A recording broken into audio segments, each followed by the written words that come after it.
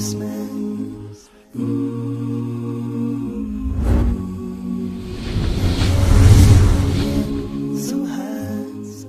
the fall solstice, and especially around October 31st and November 1st, and you will see that the Druids of the North used to celebrate on October 31st, the evening, they would celebrate Samhain, the Lord of the Dead, wal-iyadhu billah.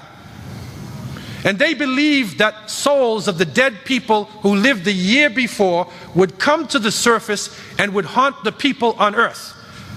If somebody died, if you killed somebody, or you owed that person money, he's coming back that night to get it from you. And so they used to cover their face with masks, so you couldn't tell who they were. That was the evening of Samhain. But the following day was a ceremony that was not a negative one. That was a Thanksgiving ceremony. It was like a Thanksgiving type ceremony. But the Christian church, up until the 17th century and further, they banned this practice. They said this is devil worship, and we want nothing to do with it. But with the world now going through its changes in the 20th century, it came back. And so they said, instead of Samhain, we will call November 1st All Saints' Day. And the evening before, or we call All Hallows' Day, and the evening before was All Hallows' Evening, that we now say Halloween.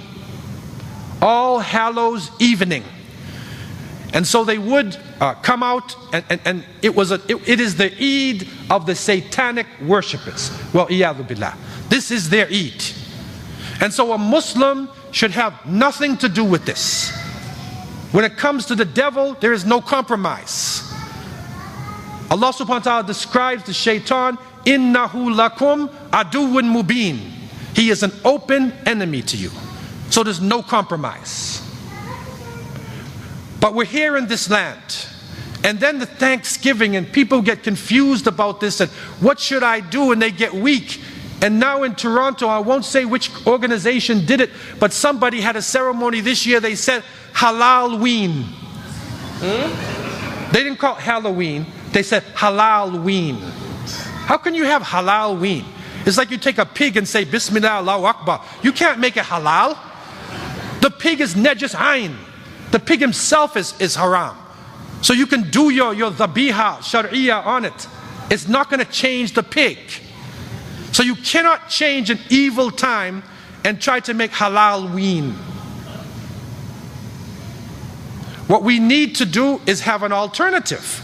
If you want to have an alternative, gather the youth together, take your children, give them a story of the Prophet ﷺ, Qisas al-Anbiya, show them something, let them enjoy themselves and not think about this.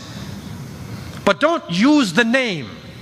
Don't get involved in the ceremony itself, because we are being touched by the evil of this occasion. The second point is, the people now, they go out and they trick or treat. This is because in the past 100 years ago, they would put their disguises on and they would come to your house.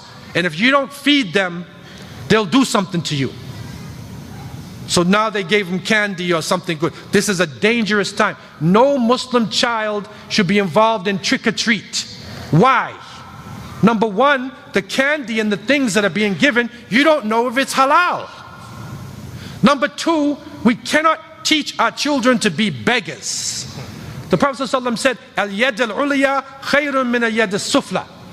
He said the upper hand is better than the lower hand. We cannot train our children to be beggars.